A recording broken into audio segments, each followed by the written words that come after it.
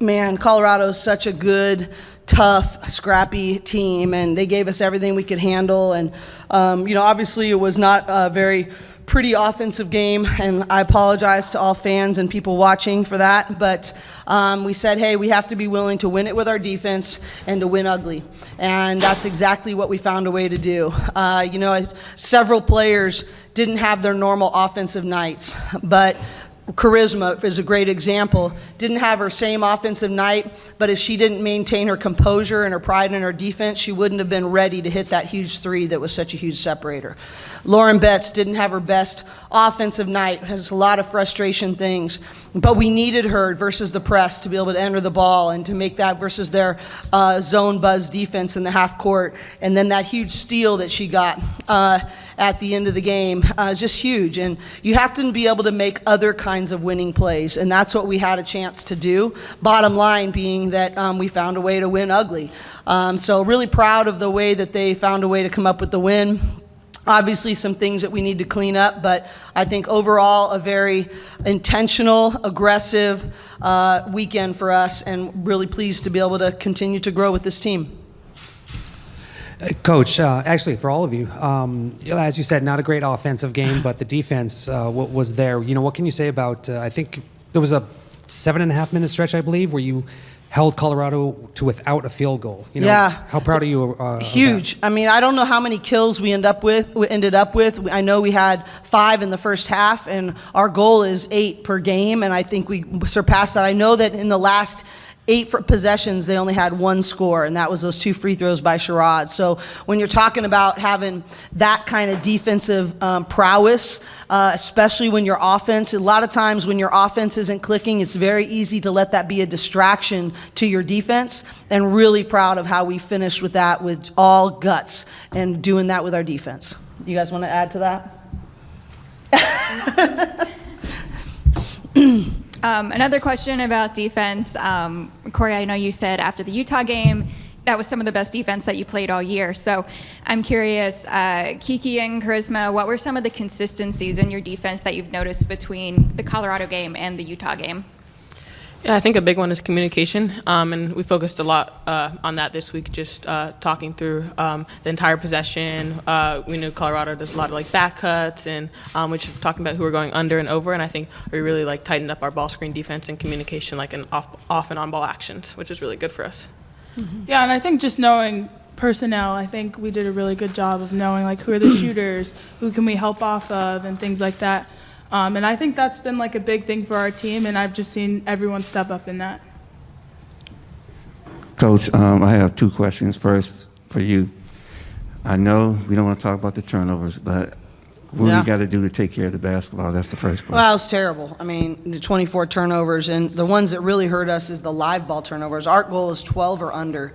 And more than anything, it's 8 assists to 24 turnovers. It's the ratio that hurts you so much. It tells you how we weren't creating easier shots for each other on offense. We did not create the catches that we needed to create the ball movement, which would create driving lanes or post feeds, and we were not tough enough to create those kind of situations. So bottom line is, it's a credit. Everybody knows that they're going to play that way, and it's, you look at their scores and you look at other teams' turnovers. That's been a trend for a lot of people, but we really are fortunate that that tells you, though, how good our defense really was. Yes. That even with the 24 turnovers, still holding them to 45 points is pretty remarkable. So, but bottom line is we got to reverse those numbers, period, and that's going to be a major thing for us, especially going into this weekend. And then my last question for you 2 young ladies. Do you feel like you learn more from an ugly game as far as things to refocus than playing a game that's really smooth?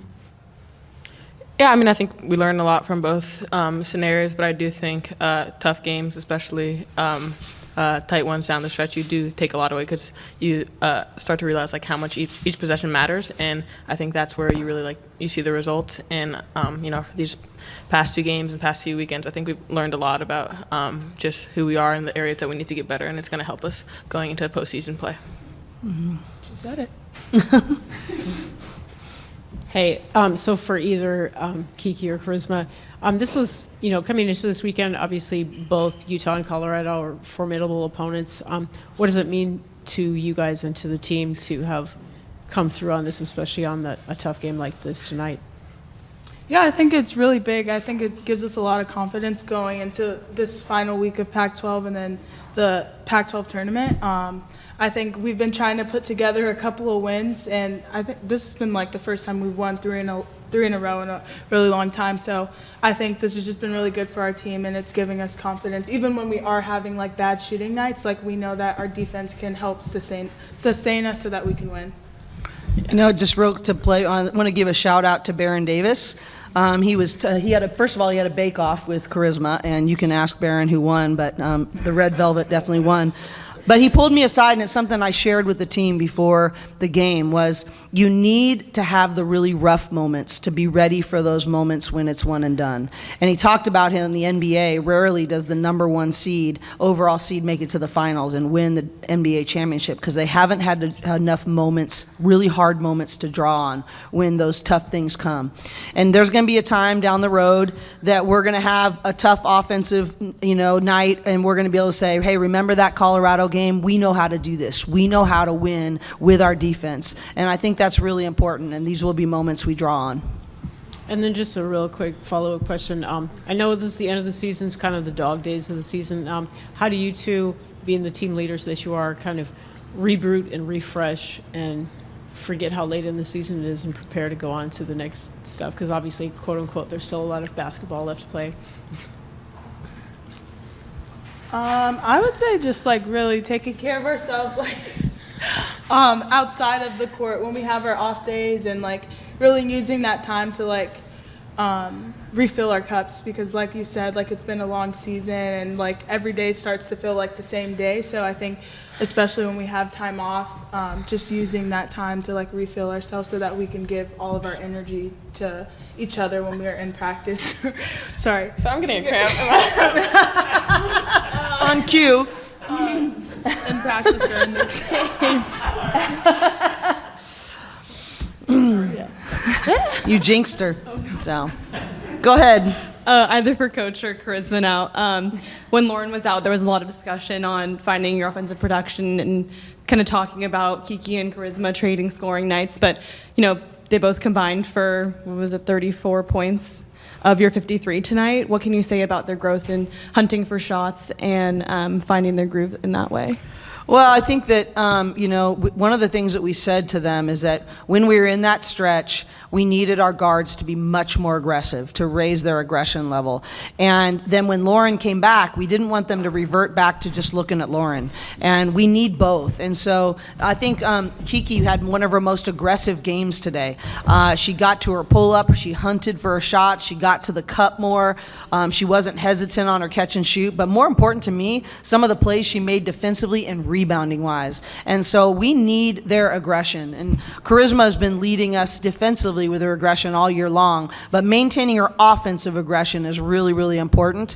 We don't. It's not the Lauren Betts show. She is an integral part of our team. But I have said ever since the very beginning. I remember after the UConn game, I was sitting in media with these two, and I said, "We will go as far as these two take it." And they have risen to every challenge, and I know they're going to take us really far. For Charisma, I did want to ask, it's senior night. Can you talk a little bit briefly about, coming back for this fifth year, what it's meant to you, and then, getting a win on senior night, what that means to you? Yeah, obviously super fun to get a win on senior night because it would be really awkward after the minute.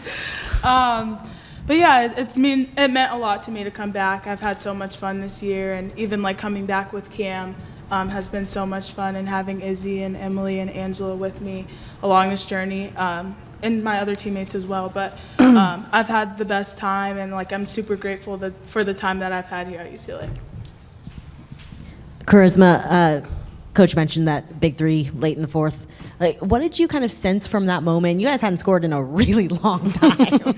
So what did you kind of sense was the mood of the team, and what did you see on that play specifically? I just saw no one guarding me, honestly. But yeah, no one was guarding me, and that's a shot that I practice all the time. So I just took the shot, and it went in. Yep. For all of you, 2 accomplishments tonight with this win. Not only do you tie for second place in the Pac-12, but you now have 7 wins over top 25 teams, the most in the nation. What can you say about that? Well, I think that's what I believe we're capable of, and I think that we had a rough spot in the middle. We didn't have all of our players. We weren't all healthy, but we're getting back together now, and I think I'm really, really proud of the different ways we're finding ways to win. I think it's really important. We mentioned Lena and Wally tonight, or Christine Walla. They were so huge and solid for us, and when we have those wins 7 wins over top 25, it's not because of the big names all the time. It's all the little plays, all the little selfless plays that you're willing to make our team win. And I think that's why we lead the nation in that, is that we've got a very selfless team, and they're willing to do whatever it takes any given night. We have a phrase we use all the time: sometimes you, sometimes me, always us. And the reality is, it's the 4 letters and getting the dub, and whatever we got to do to make that happen. And I think that's why we've been leading in that category. My last question for all 3. This is going to be the last year of the Pac-12. So when you're going up to the Pac-12 tournament and then NCAA tournament, what is going to be your fondest memory of playing in the Pac-12?